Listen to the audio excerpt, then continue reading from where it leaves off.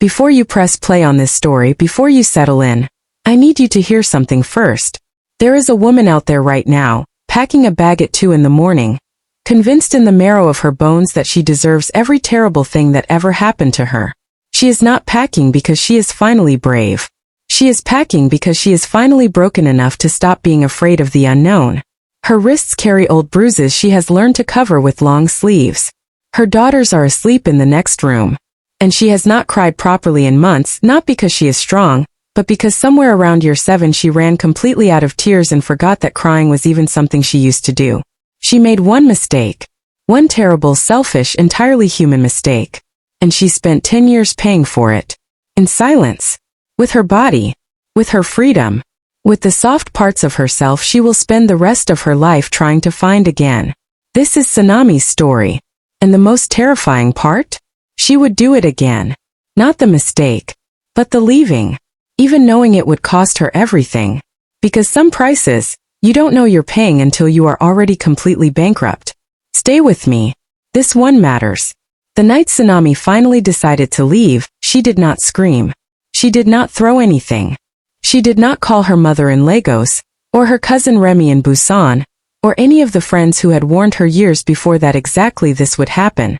She simply stood in the hallway of the apartment on the 14th floor of a high-rise in Itaewon, Seoul's belly, where the city's pulse runs hottest and the streets smell like fried food and ambition, and she stared at her own reflection in the full-length mirror by the front door. She did not recognize herself. Not in a dramatic, theatrical kind of way. In the quiet way. The way a person looks at a stranger across a room and thinks, I feel like I have seen that face before, and then realizes with a slow and sinking horror, that is my face. That is me. The woman in the mirror was 30 years old. Tsunami was 30 years old. But the woman in the mirror looked exhausted in the particular way that does not come from bad sleep. Comes from years of making yourself smaller than you actually are. From swallowing words before they leave your throat. From training your body to perform calm while your insides are catching fire. From knowing exactly when to laugh, when to be quiet, when to apologize, before the air in the room turns into something you cannot breathe. Tsunami turned away from the mirror. In the bedroom, her daughters, Amara, 6 years old, and Suyeon, 4, were tangled together on the king-sized bed that Sun Taehyung had bought and paid for and reminded her of on a semi-regular basis. Amara had her arm thrown over her sister's waist, fierce even in sleep. Suyeon's mouth was open, her small chest rising and falling with the complete trustfulness of a child who has no reason yet to sleep with one eye open. Tsunami watched them for a long time. Then she pulled out a bag from the top of the closet. Not a large one. Just enough for the essentials because she could not afford more than essentials right now, and she had learned a long time ago not to carry things that would slow her down. She started packing. She had been 20 years old when she met him. Specifically, she had been 20 and in love with someone else. His name was Kwame. He was not, by any external standard, the most exciting person she had ever encountered. He was Ghanaian Korean, second generation, soft-spoken in a way that sometimes frustrated her because she had grown up in a household in Lagos where emotion was loud or it was nothing, where love came with raised voices and crashing pots and declarations that could be heard from the street. Kwame loved her quietly. He remembered things she said weeks later and worked them into conversations like he had been taking notes on her. He held her hand on public transport and didn't make it mean anything except that he wanted to hold her hand. He was kind. He was loyal. He was steady in all the ways a person needs someone to be steady. And Tsunami at 20 did not know yet that quiet love is the most lasting kind. She knew it the way you know things you haven't been tested on yet. Academically, distantly, without any real conviction. She met Sun Taehyung at her cousin Remy's birthday dinner. He came with Remy's boyfriend's group. A collection of men who move through the private dining room with the particular ease of people who never question whether they belong somewhere. Not loud. Not performatively confident. Just certain, in the deep-seated way of men who have never once in their adult lives been told no in a way that stuck. Sun Taehyung sat directly across from her. He didn't introduce himself for the first 40 minutes. He just watched her. Not in the way men usually watch Tsunami, which was appreciatively and quickly and then away, the standard scan and file.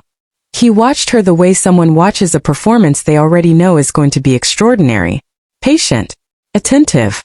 Like he had made a decision about her before the appetizers arrived, and was simply waiting for the rest of the evening to confirm it. She leaned over to Remy under the noise of the table conversation. "Who is that?" Remy gave her a look. The specific look that means "do not," which naturally made it so much worse. By the main course, he had moved one seat closer under the pretense of a conversational shuffle. By dessert, he had said exactly 4 things directly to her. Not compliments, not the usual softening up lines. Observations. Like someone who had been studying her quietly for years, and was just now confirming their fieldwork. "You eat faster when you're not comfortable. You laughed at his joke but your eyes didn't. You keep checking your phone. But I don't think you actually want whoever that is to call right now." The last one landed in her stomach like something cold. Because Kwame had texted her 3 times during dinner. Sweet texts. Checking in. His name appearing on her screen every 40 minutes. Gentle and reliable as a heartbeat. And she had not replied to a single one. She didn't tell Sun Tae-hyung that. She just held his gaze for a long moment, and he held hers, and something moved in that silence. Something she would spend the next 10 years trying to name and undo. She felt seen. Not desired. Not complimented. Seen. The way you only feel seen by someone who appears to already know your worst parts and is choosing to pull up a chair anyway. She gave him her number before she left. She told herself it was just a number.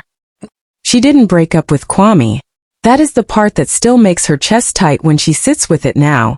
A decade later in an unfurnished apartment with mattresses on the floor.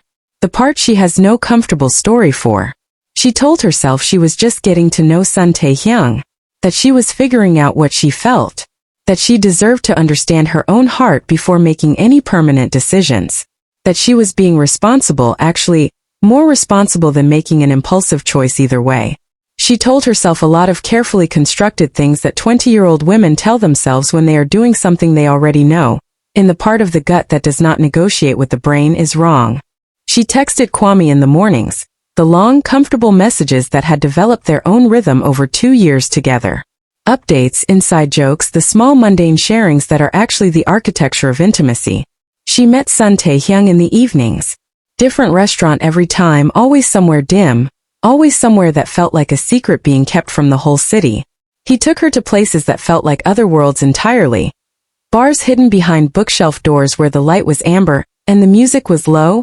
Rooftop lounges where souls spread out below them in a glitter of 10 million lights. A private gallery showing where she Googled the artist in the bathroom because she refused to let him see she'd never heard the name. With Kwame she was comfortable. Warm. Known. With Sun Tae-hyung she was electric. Unsettled. Slightly afraid in a way she mistook at 20 for aliveness. She told herself those were 2 different categories of feeling and that you could want both and that wanting both didn't make you a bad person. Just a complex one. Just a person who needed a little more time.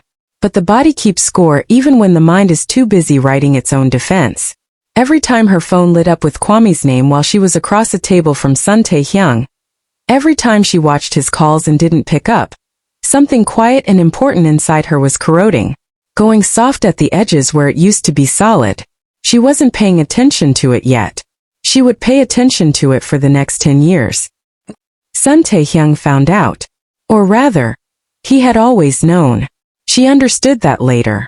He had seen it from the beginning, in the way he always saw things, with the patience and precision of someone who collects information about people the way other men collect debts. The way she kept her phone face down. The way she never suggested they go anywhere near her neighborhood. The way she was always available in the evenings but never on Sunday mornings, because Sunday mornings were when she had brunch with Kwame. He let it go on for 2 months. Then one evening, over dinner at a restaurant she had never been to before and would never find again, he put his chopsticks down very carefully and looked at her. "Are you still talking to him?" She went cold. "The other man," he said. His voice was completely level. The kind of level that is not calm at all, just anger with exceptional self-control. "The one before. There's no Tsunami. Just her name. That was it." The way he said it, not loud, not harsh, just absolutely certain, made every prepared answer she had dissolve before it reached her throat. She looked at her hands on the table. "It's not serious," she said. "That wasn't what I asked." I'm sorting out how I feel. How long? A few weeks. We're not. How long? He said again, and this time the level voice cracked just slightly around the edges, and she caught a glimpse of something underneath it. Not anger. Something older and rawer than anger. Something that looked, if she had to name it, like preemptive grief. She told him the truth. The timeline. What it was and what it wasn't. He listened without interrupting. When she finished, the silence lasted long enough for the waiter to come and refill their water glasses and leave and come back and leave again, and Sun Taehyung looked at her the whole time without looking away. Then he said, "End it." Not a question. Not a request. A declaration delivered in the same quiet, absolute tone of someone who has already decided what the outcome of this situation is going to be. She said, "Okay." She said it without breathing. He nodded once. "I know you will," he said. Then, almost to himself, low enough that she wasn't entirely sure she was meant to hear. "The question is why it wasn't already done." She ended things with Kwame 3 days later. Kwame received the news with the careful dignity of someone who has been dreading a specific phone call, and has had time to prepare for it without admitting to themselves that they were preparing. He didn't beg. He didn't raise his voice. He became very still in the way still water is still. Not peaceful, just not yet moved. "Were you happy?" he asked. "With me?" "Yes," she said. Truthfully. "And are you choosing him?" She hesitated. "Yes," she said. He absorbed that. Then, "Were you honest with me?" During. She could not answer that one. He nodded slow. Like her silence was the answer, and he had already known what it would be. "Okay," he said. And that was it. He left. Gentle to the end, which made it worse somehow than if he had been furious. A furious person gives you something to push back against. Kwame just quietly removed himself from her life with the same consideration he had brought to every other part of it. She cried for 2 full days. Not, she would realize years later from a distance she had not yet earned, because she missed Kwame specifically, although she did, genuinely, for a long time. She cried because she had watched herself do something she could not undo and could not properly explain. She had looked her own character in the face and the face had looked back with eyes she didn't recognize. She had been a person who lied. Who kept 2 men in separate compartments and called it self-discovery. Who let someone who trusted her completely absorb the consequences of her uncertainty. That was a truth she buried quickly. Because Sun Taehyung was there. And he was extraordinary, and the life unfolding in front of her looked so much larger and brighter than the one she was leaving behind. She didn't understand yet that she had just handed him the one thing he would use against her for the next decade. Not blackmail. Not manipulation in a calculated, cinematic sense. Something more insidious. A reason. A real, legitimate, true and earned reason to never fully trust her. And she had given herself, without knowing she was doing it, a reason to believe she deserved whatever came next. Like this video if Tsunami's story is already sitting in your chest. We are just getting started and I need you here with me. The first year was so beautiful that she genuinely convinced herself the past had been forgiven and filed away. Sun Taehyung was attentive in ways that were almost overwhelming. He remembered everything. Offhand mentions, small passing thoughts she had barely finished saying out loud. He showed up. He made decisions quickly and completely. He handled things. He was connected in a way she understood only slowly and gradually. The specific texture of his influence, the doors that opened before he touched them, the way certain people in certain rooms rearranged themselves when he entered. She didn't ask too many questions about that. She was in love. She was 21. She had no framework for understanding the kind of man who moves through the world like he has already accounted for every possible resistance. But the cracks were there from the very beginning. She just didn't have the language for them yet. The first time he picked up her phone and scrolled through it, she laughed. Genuinely. It read as playful. She handed it over without resistance because she had nothing to hide. She had done the worst thing already, hadn't she? It was behind her. She was clean. He scrolled quietly. Who is this? He turned the screen toward her. A male contact. Bongani. From my design program. We have a group project. You texted him at 11:45 at night. It was about a deadline. He was asking what software format we needed to. Let me see the conversation. She showed him. The conversation was exactly what she had said it was: logistics, schedule, 2 students trying to coordinate a project submission. He read through it twice, set the phone down, said nothing. She told herself, this is because of what she had done. He had reason. She had earned this wariness and she could hold space for it while he learned to trust her again. It would pass. Relationships built on difficult beginnings needed more tending than others. That was just the price. Didn't pass. It evolved. By the 2nd year, the phone check was twice a week. By the 3rd, it was nightly, almost ritual, almost compulsive, the way someone who doesn't quite believe the locks are engaged will get up at 2 in the morning to check them again. She learned to keep her messages clinical. She learned to preemptively remove anything that could be misconstrued. Not because she was hiding anything, but because she was exhausted by the interrogations. She had streamlined her own life into something he couldn't misread. She had voluntarily reduced herself to a document with no ambiguities. She told herself she was being patient. She told herself this was love that had been legitimately wounded, and she was doing the work of healing it. He showed up at her school once, unannounced. She was in the hallway outside a classroom with a loose cluster of classmates. 3 of them were men, and she watched his eyes do that rapid practice scan, taking inventory, making assessments, deciding things. He didn't make a scene. He smiled at her warmly, said he was surprising her for lunch, and her classmates said that was sweet and she smiled like it was. In the car on the way to the restaurant, he didn't say anything for 8 minutes. The tall one, he said eventually, as the waiter was setting down their menus. Sorry. The tall one in the hallway. How long have you known him? Tae-hyung. Answer me. 3 months. He's in typography with me. He was watching you. He's a friendly person. He watches everyone. There is a difference between friendly and interested, Tsunami. You understand that distinction better than most people. She felt it, the specific sting of that. The way he delivered it. Not cruel enough to be cruelty. Just accurate enough to be a weapon. She sat very quietly. Because underneath the rising frustration, underneath the indignation that was entirely justified, she could hear that small corroded voice in her chest, the one that had been growing quieter with each year but never quite going silent. You know what kind of person you are. You set this in motion. You don't get to be outraged by consequences. So she said, you're right. I'll create more distance. And she did. She dropped out of the design program 6 months later. She told herself it was the commute, the cost, the fact that she wasn't sure design was really what she wanted anyway.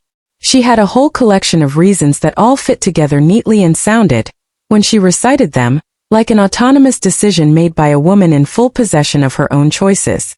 The truth was that Sun Tae-hyung had made that space so uncomfortable.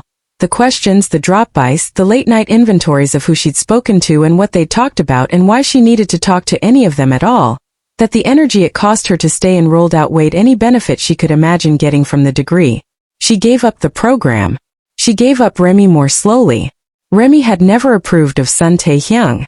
She said so directly, the way she said everything, without preparation or softening. He doesn't look at you like a person, Remy told her over the phone. It was 18 months into the relationship.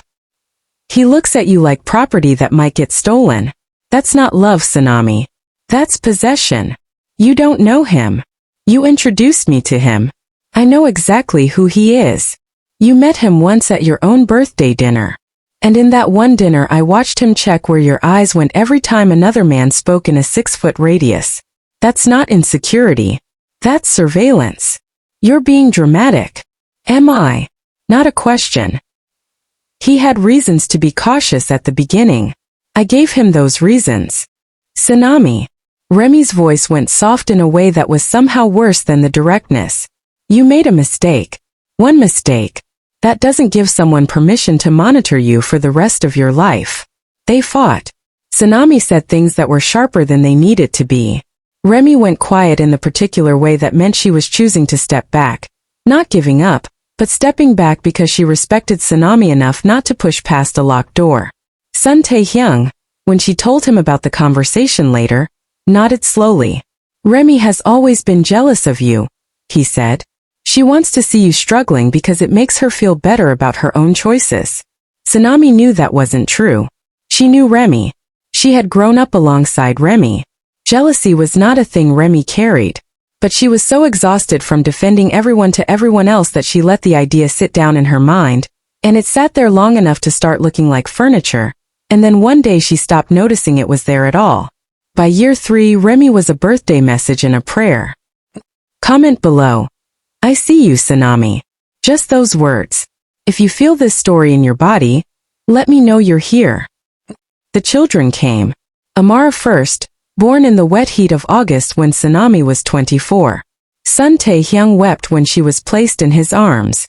Real unguarded tears.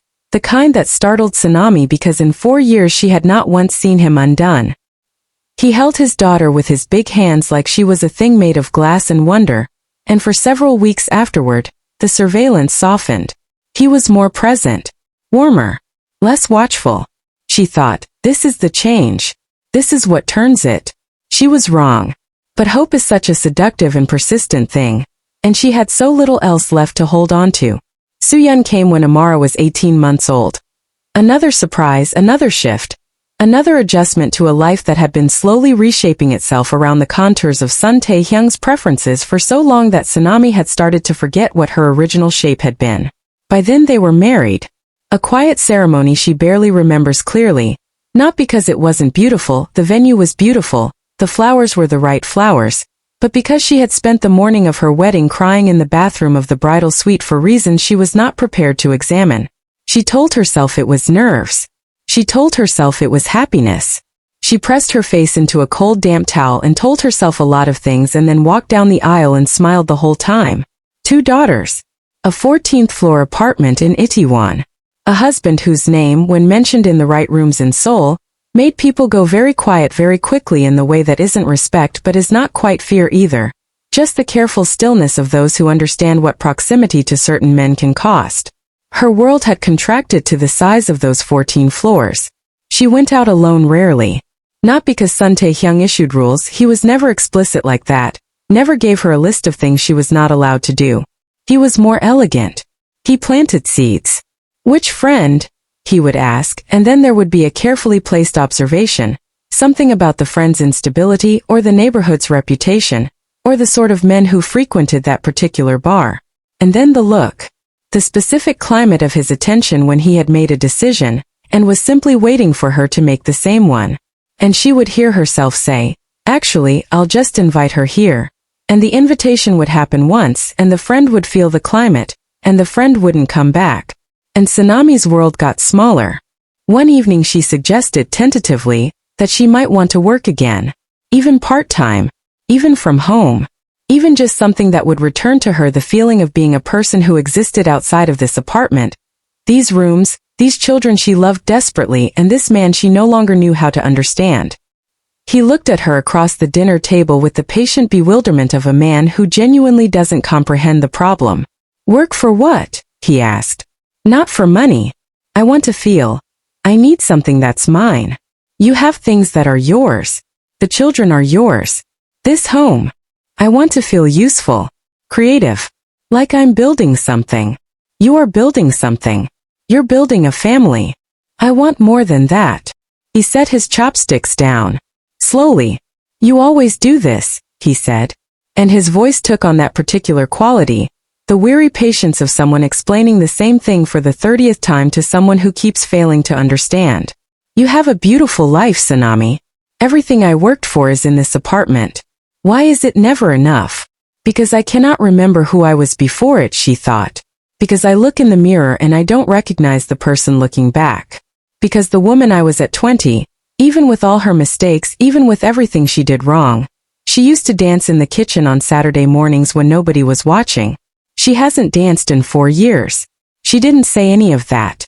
She said, "You're right. I'm sorry." And she cleared the table. He cheated on her in year 5. She found out the way people always find out about these things, not through a dramatic reveal, not through confrontation or confession, but through the slow accumulation of wrongness that the body registers before the mind is willing to. A name that appeared in his phone too often to be professional. The specific shift in his energy at certain hours. The way he came home sometimes smelling faintly of a perfume that wasn't hers and was too expensive to be random. She confronted him on a Sunday afternoon while the girls were napping. She sat down across from him at the kitchen table and she laid it out, calmly, specifically, because she had rehearsed it many times over many weeks, and she watched his face while she talked. He didn't deny it. He looked at her with the particular steadiness of someone who has thought about this moment and decided how it was going to go. "At least I don't pretend to be innocent," he said. The words landed in the room and stayed there. She waited for more. For the explanation, the justification, the anger, the contrite collapse, something to respond to, something to push against. He said, "You came into this knowing you were capable of it. I watched you do it. I made the decision to stay anyway, and that decision came with a cost. This is the cost. You're equating something I did before we were even officially together. I'm stating a fact about character. And your character?" "My character," he said, "is consistent. I never claimed to be something I wasn't. You made claims about yourself that you had already disproven." She stood up from the table. He watched her. She went to the bedroom and lay down on the bed and held a pillow against her face and didn't make any sound. Because the most devastating thing about what he had said, the reason it landed so cleanly, the reason it extracted all the air from her lungs, was that underneath the injustice, underneath the completely valid outrage of a wife who had just learned about her husband's affair, she heard a voice she recognized. Her own. The voice that had never fully gone quiet since that phone call with Kwame 6 years before. "You did this first. You know what you are. You set the tone." She did not leave. She stayed. Subscribe now, because the hardest part of this story is coming, and I need you to be here when it does. Year 7 was the year she stopped looking at mirrors. Not a decision she made consciously. Just a behavior she noticed eventually, the way her eyes would slide off her own reflection, landing on the wall beside it or the ceiling or anywhere else that didn't require her to confirm what she had become. She stopped making plans. You stop making plans when plans have been corrected out of you enough times, when enough of your wants have been quietly rerouted into someone else's preferences. Instead, you exist in the present tense, very carefully, navigating by feel, not by intention. Her mother called every Sunday from Lagos. Tsunami answered every Sunday from Seoul. They talked about the girls, Amara's drawings, Suyeon's new words, about the weather in both cities, about aunties and cousins and family news that arrived the way all family news arrives, too late to do anything about. Her mother didn't ask directly how she was. They had arrived at an understanding over the years that the full answer to that question was not something that could survive a phone call. It needed different infrastructure. So they talked around it. But once in year 7, a Sunday call gone quiet for a moment too long, her mother said, "Tsunami, I raised you with light in you. Do you still have any?" She gripped the phone so hard the case creaked. "Of course, Mama," she said. Bright voice. Perfect timing. She hung up and sat on the bathroom floor for 25 minutes with her back against the door. Her knees drawn up, saying nothing and thinking nothing and feeling everything. She thought about leaving during this period. It was not a new thought. It had lived in her for years by then. But in year 7 it had more weight to it. More detail. She constructed the logistics in her head during quiet moments. Where she would go first, what she would take, whether her mother could send emergency funds, whether Remy would pick up if she called after 2 years of near silence. But then she would think about how it started. About Kwame's silence when she couldn't answer his question. About the version of herself she had been at 20, and all the ways she had proven in that particular season, that she was someone who could not be trusted. And the plan would dissolve. Because there was a part of her, and she hates this part now, but she has made herself be honest about it, that believed you did not get to walk away from the consequences of a bad beginning. You stayed in it. You worked through it. You earned your way back to being someone who deserved peace. She did not know what earning looked like. She had been trying to figure it out for 7 years. She was still trying. She had been sleeping in the guest room for 3 months the night it finally broke. Not a screaming fight. Not a violent explosion. The relationship had passed that phase years ago. They had settled into something colder, a low-level corrosion, the slow ruin of something left in weather too long. It was a Tuesday evening. The girls were in bed. Tsunami had made dinner, her mother's jollof rice, the smell of it filling the apartment with something that felt like memory, with japchae on the side because Sun Taehyung liked it. They ate mostly in silence. The kind of silence that is not companionable. The kind that is full of all the things that are no longer worth saying because they have all been said before and arrived nowhere. After dinner she was at the sink when she heard him come to the doorway. She felt the shape of his attention before he spoke.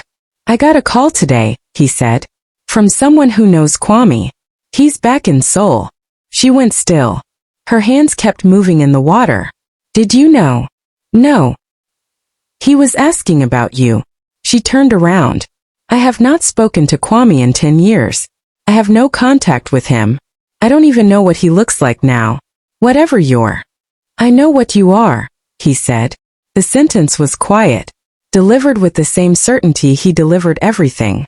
"I have known from the beginning exactly what kind of woman you are. I chose to stay anyway. 'Cause I loved you. 'Cause I thought you had grown. But it is always there, Tsunami. The uncertainty. Because you told me before we started exactly how much I could trust you." She stood with wet hands and said nothing. He walked toward her. Slowly. The way he always moved when he wanted to make the room feel smaller. "You think I don't know what kind of woman you are," he said again. Softer this time, which was worse. She was tired. Bone deep, years-long tired. The kind of tired that is not about sleep. "I built you," he said. "This apartment. These children. This life. I built it. Without me." "Stop," she said. He looked slightly surprised. She had not interrupted him in years. She wasn't sure she had ever said stop to him directly, and meant it without immediately retreating. "Stop," she said again. And something happened. Not a dramatic shift. Not a Hollywood moment. Something much smaller and much more real. A door inside her. One that had been sealed for a very long time under the weight of guilt and self-punishment and the persistent belief that she was still paying off a debt incurred at 20 simply opened. She looked at him standing in her kitchen in an apartment she had not chosen and could not leave freely, and she saw the whole arc of it. Not just what he had done to her. What she had done to herself. She had taken one mistake, one real ugly human mistake, and she had made it the verdict on her entire life. She had let guilt become the walls. She had handed him the keys to those walls and watched him use them without complaint because some part of her had agreed with him. Some part of her had believed she deserved to be small and watched and controlled because she had once been someone who lied. One mistake. She had sentenced herself to a decade of it. That realization was quiet. It was terrifying. It was the most clarifying thing she had ever felt. She dried her hands on the kitchen towel. "I'm done," she said. He tilted his head slightly. "Done with what?" "With this." She moved past him. "All of this." "Tsunami." She walked to the bedroom. She opened the closet. She pulled down the bag. He followed her into the bedroom. He stood in the doorway and watched her pack. He said, "You're being dramatic." She folded a sweater. He said, "You have no money. No job. No degree. You haven't worked in years. Where do you think you're going to go?" She folded another. He said, "Who is going to take you in? Remy? Your mother from Lagos." She packed the girl's stuffed animals. He said, "You'll come back. You always come back." She paused. She stood with her back to him, Amara's pink stuffed rabbit in both hands, and she felt the pull of that sentence. The truth embedded in it. She had come back. Every time the plan crystallized, she had let it dissolve. Every time she stood at the edge of leaving, she had turned around. He knew her well enough to use that against her. He always had. She turned to face him.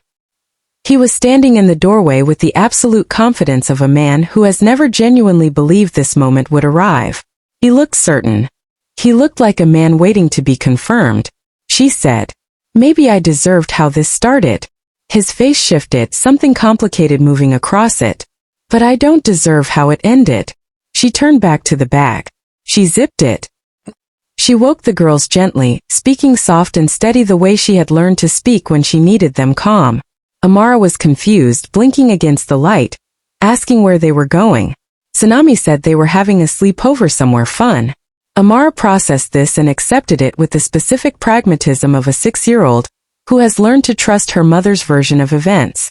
Xian simply held on. They went out into the hallway, the three of them, Tsunami with the bag on her shoulder and Suyun balanced on her hip and Amara's hand in her other hand. She pressed the elevator button. Behind them, she heard the apartment door open. He had followed them out. He stood in the doorway of the apartment. He didn't say anything. He just stood there watching. The elevator arrived. She stepped in. She turned around. He was still watching. His face in that moment was unreadable in a way she had not seen before. Not angry. Not certain. Just watching. The doors closed. Comment right now. What was the moment in this story that hit you hardest? Tell me. I'm reading every single one. The apartment cost almost everything she had saved. She had been skimming money for 3 months, small amounts infrequent enough not to show a pattern, the exact behavior of a woman who knows she needs an exit and is quietly building one. She was not proud of it. She also understood that it was the most necessary thing she had done in years. 2 rooms. 5th floor. Thin walls that let in the sound of the building's pipes. A radiator that knocked through the night. No furniture beyond what she carried in. She set up the 2 mattresses on the floor side by side. Amara inspected the room with the serious architectural assessment of a first grader, and declared it small but acceptable. Suyun immediately claimed the spot closest to the wall. They fell asleep within 20 minutes, tangled together the same way they always slept, in the profound trustingness of children who believe that wherever their mother has taken them is safe, categorically, simply because she is there. Tsunami sat on the floor between the mattresses in the dark. She looked at her phone. No messages. No calls. She had expected calls. She had the number she needed. Her mother, Remy, a colleague she hadn't spoken to in 3 years who had once said if you ever need anything and might have meant it. She had no job. She had 6 weeks of living money if she was careful. She had 2 children and no plan beyond tomorrow and no certainty beyond this room. She almost called him. She needs you to sit with that for a moment. She almost called him. Not because she wanted to go back, she knew with complete clarity, in the way she had not known anything in years, that going back was not a thing she was capable of doing. But because loneliness at 3 in the morning in an empty room is not quiet. It is loud. It is the loudest thing she had ever heard. And the noise of it made her reach for the familiar, even when the familiar was the thing she had just escaped, even when the familiar was the specific weight of a cage she had helped build around herself. She put the phone down. She sat in the dark. She let herself be afraid. Not the managed fear she had been carrying for years, the vigilance, the calibrated alertness of a woman who has learned to read the weather of someone else's mood and adjust accordingly. The real fear. The unmanaged kind. Afraid of money. Afraid of next month. Afraid of the future and whether she could find herself inside it. Afraid, most deeply and honestly, of the woman she had been at 20, whether that person was still somewhere inside this 30-year-old body, whether anything that had been alive in her before all of this had survived it. She thought about all the small deaths, the design program she dropped, the degree she never finished, the friends who stopped calling because she stopped answering. Remy's voice on the phone saying I raised you with light, that was her mother actually, but Remy had said something like it once too in those early years, before Tsunami had let that friendship go quiet. She thought about the version of herself at 22 who still had opinions she'd argue out loud at dinner tables, who still took photographs of random beautiful things and sent them to people with no explanation, who still had a body that belonged to herself and felt that way. She had given all of it away so slowly that she had not noticed it was gone until the night she stood in a hallway and didn't recognize her own face. And the worst thing, the thing she could barely hold in her chest without it becoming unbearable, was that she had done it largely to herself. Yes, Sun Taehyung had been a hand on her shoulder pressing down. But she had been the one who decided she deserved to be pressed.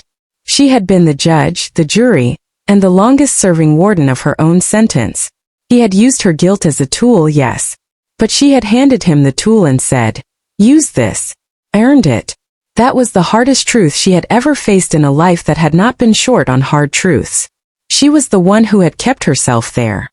Not only him. Her too. And understanding that, really sitting inside that, was the most terrifying and the most clarifying thing all at once. Because it meant she was not only a victim of someone else's cruelty. It meant she was a person who had participated in her own disappearance. And if she had done it, if she had been that capable of making herself so small, Then she was also capable of making herself large again. She had to be. The realization did not arrive as power. It arrived as something quieter, something almost ordinary. The way dawn doesn't announce itself. It just gradually makes things visible that were already there, waiting in the dark. She was not a ruined woman. She was not the permanent sum of her worst moment. She was a person who had made a mistake and then for 10 years agreed when someone told her the mistake was the whole of her. She was done agreeing. She thought about Amara asleep 2 feet away, her small face slack and trusting. She thought about Sooyoung curled against the wall. She thought about the daughters who would grow up watching their mother navigate the world from this small unfurnished room. And she thought about what she wanted them to see. She wanted them to see someone who tried. Someone who got back up. Someone who made mistakes and carried them honestly, but did not let those mistakes become the ceiling of her life. That was the mother she wanted to be. Not perfect. Just present. Just real. Just trying. Just free enough to try. She sat with it all. And somewhere in the sitting, not immediately, not with any particular grace, something moved. Not courage. Not certainty. Not the clean, powerful feeling the movies assign to moments like this. Just presence. The fact of still being here. Of having walked through that elevator door not knowing what came next.